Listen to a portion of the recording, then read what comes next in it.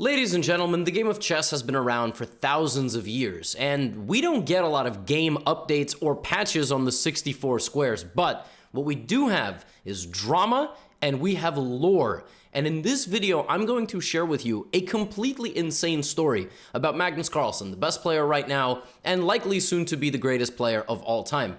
You will learn about how Magnus basically invented a chess opening in the most popular opening that exists on the 5th move. And he played it for the first time under crazy circumstances.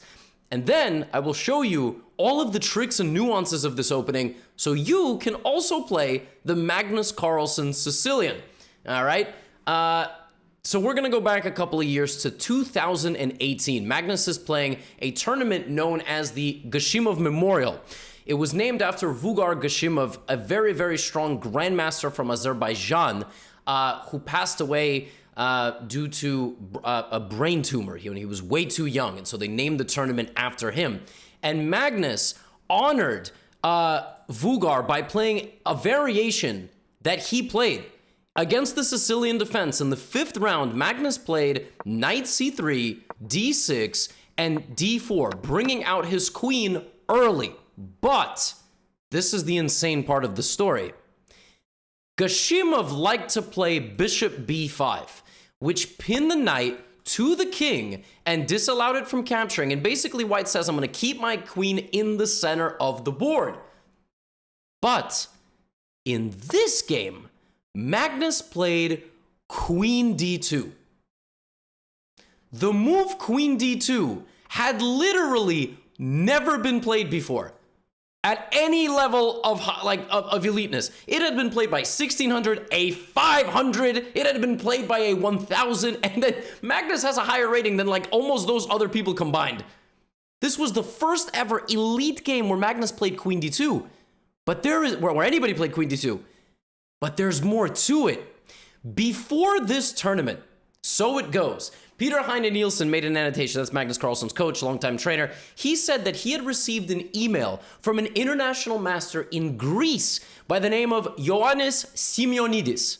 Greeks, I hope I pronounce his name more or less correctly. And he said, hey, how about this idea? Bring out the queen and bring it back. It looks absurd. Why would you break the just generic chess rules of moving the queen 2 times in the opening? This doesn't make any sense. But there's venom behind it. And since then, Magnus has played this a few times, and this went from being literally never played to being played thousands of times. Thousands of times. Now, back then, Wojtaszek played knight f6, and this is the idea. White is going to put the bishop here and castle queenside. So Magnus basically plays an opening for the first time ever, borderline inventing it. I mean, the idea was suggested to him, but as we all know, all good inventions come from stolen ideas, right? Or something like that.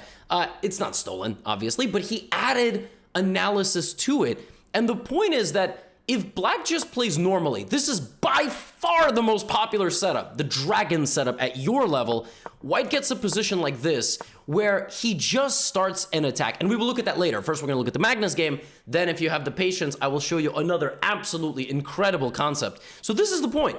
Now, in the game, Wojtaszek played like this, and he tried to just take this very cagey setup. Look how Magnus it's never been seen before at the highest level. Never. Magnus plays a brand new setup. Imagine you're Wojtaszek, one of the best players from Poland, literally number 2. And you're playing against the world champion, and you're like, what is he doing? I mean, no one's ever played like this against a Sicilian before, right? F3. And the idea is that you want to go g4. And here Wojtaszek was like, well, if I just sit around, he's going to go like this. So I'm going to play h5, which is an overcommitment. It's a bit too much of a committal move. And you can kind of see that the engine doesn't really like it, because now Magnus doesn't even have to play g4. He's gonna go knight h3 and knight g5. So his knight just sits comfortably, whereas normally this pawn would be used to kick it out. Now, Wojtaszek advances the pawn again, looking to justify his play, but at this rate, his king is going to get stuck in the center, and Magnus takes advantage of that with a very quick f4. The point is that you're going to break through, but also you might drop the knight back to its home square. So Wojtaszek plays bishop to b7, okay? Just trying to complete his development, natural stuff. We have king b1. This is almost always played, this move king b1. In fact, if I can just go back to this position, oftentimes black will move the queen out here and the king goes to b1, which we will look at a little bit later, because not only do I want to show you this insane Magnus Carlsen game that he played under these circumstances, paying homage to, you know, an homage. I don't actually know how to pronounce that word. I hear everybody say homage. I hear homage. How do you say that word? Fromage. Anyway, but paying homage to the grandmaster who passed away too soon, the very strong grandmaster from Azerbaijan, playing it in the tournament named after him. Just amazing stuff. And in this game, Magnus had a brilliant position, and he could have played a very thematic Sicilian sacrifice, which is knight d5. This is a brutal way to obliterate the black pieces. The point is that you hit everything, and after takes, if the knight, let's say, retreats back to d8, simply bishop g4, and then if the rook moves, you have queen d3 hitting the rook, and you just very, very, very slowly completely rip apart black's defenses. Just the king is stuck in the center. +6 at a minimum, and the rook is trapped, basically. So Magnus didn't play knight d5. Magnus generally likes to squeeze opponents to death if he has the option. And in this game, I mean, he's basically doing that. I mean, the engine isn't blessing his play necessarily, but his position is still very, very good. What's funny is that Magnus played the inaccurate move g4 2 times. First, he played g4 inaccurately here, and then he played g4 inaccurately here. But again, we're looking at the game with an engine, kind of cheating, you know? This looks absolutely horrifying to deal with. And now Magnus plays knight e2. So he brings the knight back, and he tries to trade off some pieces here. Wojtaszek tries to trade off the bishops. So take. Magnus says, no, we're not going to trade the bishops. And your king is still in basically the center. So I'm going to rely on these pawn thrusts to open up the position. It's a very tough position to play with black. Just because the engine for a move or two gave it equality, you know, I wouldn't be so sure. And, you know, Magnus steps on the gas immediately with this move, e5. Black has a very unpleasant decision. He can open up the position. If he locks the position, the bishop is permanently blocked, and the guy attacking wants a closed center. So now this is all shut off. f5 comes in, queen g5, f6, bishop sacrifice, it's just game over. So d takes e5 is played in the game, and now the position absolutely explodes. F takes e5, Wojtaszek brings the rook down, trying to trade off pieces. Unfortunately, this loses the game to a very brutal and swift execution. Magnus plays takes, and what is the one similarity between this king and this bishop? Is that amazing? How on earth are you going to get to both of those at the same time? Rook h2.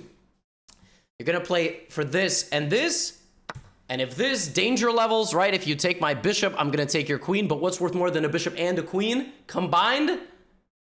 You're worth more than a bishop and a queen combined. But also the king.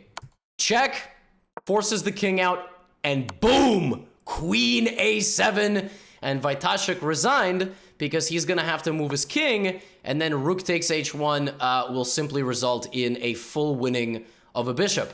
And the king has a getaway square. So there is never back rank checkmate, you know? The king is always going to be able to go to b2, and this is a completely winning position for white because he's simply up a bishop. And then he will win the other pawns and promote. You can give checks, but the king is always going to be safe, I promise. So, a very successful experiment with queen takes d4 and then queen back to d2. But Wojtaszek played in a slightly different way. Like, I think Wojtaszek played in a way like, you know, e6, a6, h5. This isn't really seen anymore. I mean, he was reacting to something for the first time, and therefore he played maybe in not necessarily the most accurate way. But still, you know, Magnus kind of made an inaccuracy a little bit later, but it seemed like he was always in control of the game. Yeah, this is sort of the idea. Now, I told you in the intro that I would show you another concept, right? And you shouldn't leave just yet because you can actually add this to your repertoire. In fact, I will be making a course quite soon. It's not out right now, but if it is out, you should check the description. It'll be in the first line because I'm recording this January 31st. I think the course will be out in March or April. I am going to record a course on this opening for white and other openings. It'll be based around e4. Now, I want to show you how to play this the way it's supposed to be played, the way it's played at your level. So this is very applicable to you. Don't go anywhere just yet. This was a game played in 2022 between Grandmaster, very strong Grandmaster Bogdan Daniel Deac from Romania and an international master, Anastasios Pavlidis. And it was the same opening, knight c6, back, and this time, look how Black played. Black played in a very traditional dragon setup. The reason why White plays d4 against d6 is because the bishop will not go this way. You see, this opening makes a little bit less sense to play, let's say against this, because the bishop, but it's actually still playable. But the bishop will come out this way, so you only help the other guy, right? And even then it's playable. But against d6, you know you're gonna force your opponent into a dragon setup, and folks, watch how quickly the black position gets obliterated, okay? In many of these positions, black wants to attack with these pawns, with this bishop, and with this queen. White's attack is like dynamite. It's like dynamite, all right? And Magnus brought this to the world. Well, I mean, you could argue that Ioannis Simeonidis brought this to the world, but with a name like Magnus attached to it, you know, it's like when you go on Shark Tank, all right? You pitch an idea to an investor. That's basically what Simeonidis did. And now I'm mentioning his name here, right? So bishop e6 was played in this game, now knight e2, and now what we are going to be seeing is this, and bringing the king to b1. All right, now in this game, black played rook c8. So as you see, bishop e6, rook c8, queen a5, king b1 played, a6, and now it's off to the races. The center is deadlocked. You cannot break through in the center because white's setup is so intelligent, it completely controls where black wants to break in the center. And the other amazing thing is white's knight is so strong. So everything in white's position is completely rock solid, which gives him the time to go g4. And then knight f4, and he's combining this attack with the capture of the bishop, maybe just going to an endgame, or maybe jumping to the d5 square, but the king is always completely safe. So black plays knight e5, and Bogdan just plays bishop e2, just slowly improving. All right, black brings the knight back, now jumps in the knight to d5. I told you, he's taking advantage of all of the benefits of his position. Take, sends the, and now, h5 is on the way. H5 is on the way. You can kick you can try to kick my knight out with e6, but I'm coming back and this is still on the way. Black plays f6, and this is the beginning of the end. As knight f4 jumps into the light squares, black plays knight c5, check here, and the attack just keeps going. I mean, folks, the absolute demolition of the black position here cannot be understated. g5, and now h6. The bulldozing continues. He takes on g7, queen h5 threatens mate in 1, bishop c4 activating. Look at this demolition, and the pawn will be the deciding factor as the position completely falls apart. Pawn takes f6, pawn takes e7 check, and Bogdan trades bishop for knight, gives a check, and black just resigns. He resigns because the king has to go somewhere, and anywhere it goes, the bishop will be capturing the rook on the next move, and when the bishop is done capturing the rook, the queen will take the knight, and it's over. You lose a rook, you're also down about 400 rating points nearly, and you are also getting mated. So, yeah, this is basically a dream scenario in this variation. And just one more game.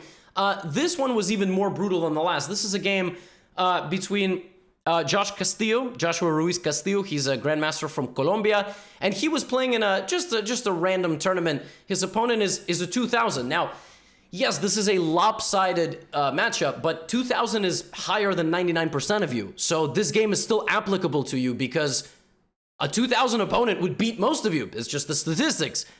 But watch how this game goes down. All right? And at the end, I will show you kind of the current meta. So this is the most popular setup. Look what happens if black tries to fight back. I'm only going to take about 30 seconds of your time. Knight to d5. If you take the knight, I take... First, I'm going to do this. Then I'm going to take. Then I'm going to bust open your king. I mean, black's position falls apart.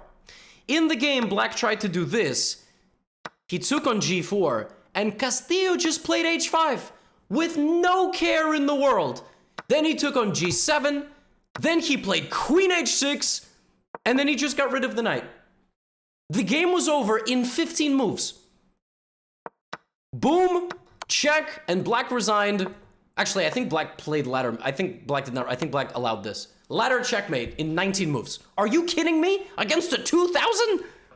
Yeah, I'm telling you folks, this system that Magnus brought to the forefront of top chess is ridiculous. This Queen D2 Sicilian, Queen D4, Queen D2 is wild stuff. Nowadays, the top players are playing G6, B3, and Bishop H6. Some super wild lines. White goes F4 and black plays F5. It's like super, super complicated. And there's this very interesting variation here where white actually sacrifices the E4 pawn. Just completely gives it away. And the point is to get a position with like H3 and knight on E2 and G4 and start this kind of monster attack anyway at the cost of a pawn. So super interesting stuff is happening in this Queen D2 battleground. And black has many ways of playing it. Now, of course, if black plays knight C6 on the second move, you can't do this. But there is some tricks here too. There are some tricks here too, I should say. First of all, you can play knight F3.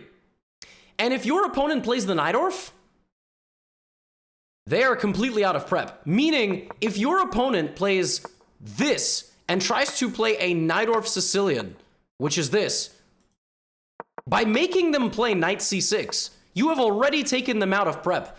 If they play another Sicilian without knight C6, you just took them out of their prep. Like, they don't play this. So knight F3, and they have to either play E5 or play something that they've never seen before. Okay? So it's a very tricky move order, and not to mention you have bishop B5, which is also a very tricky line. I really enjoy these positions for white, but the point is that when they do play this D6, and a lot of people do, millions of people, it's the second most popular move, and it's close to knight C6, D4, take, and this is the story of how Magnus just played an opening that had never been seen at the highest level of chess. He beat a very strong opponent, made it look relatively easy, and since then, thousands of games have been played here. This is the amazing thing about being a guy like Magnus, is that you can play an opening like this, and then people take it to the next level. You have your own analysis, some you got from Simeonidis, some you made yourself, and some people made after you. Like discovering this whole system of G6, Bishop H6, F5, this super imbalanced stuff. Amazing stuff. And if you look at the database, there's barely any games played. So this is the story of how Magnus played an opening for the first time, dedicated to a man who passed away far too soon at a tournament named after that same man, Vulgar Gashimov. Gashimov used to play Bishop B5, and a lot of Azeri players used to play Bishop B5, and Magnus took an opportunity to literally play an opening for the first time ever at the highest stage, the biggest stage, dedicated to the man who used to play in a very, very similar way. Amazing, just a crazy story, right? And now, to this day, Queen D2 is played, I mean, it's probably been played 50 times in Blitz games while I was recording this video, so there you go. This is your calling to go try the Magnus Carlsen Sicilian, and if you're lucky enough to watch this video in, you know, April, May 2023, then maybe my E4 course is already out on it. There you go, folks. Hope you enjoyed the video. Now get out of here.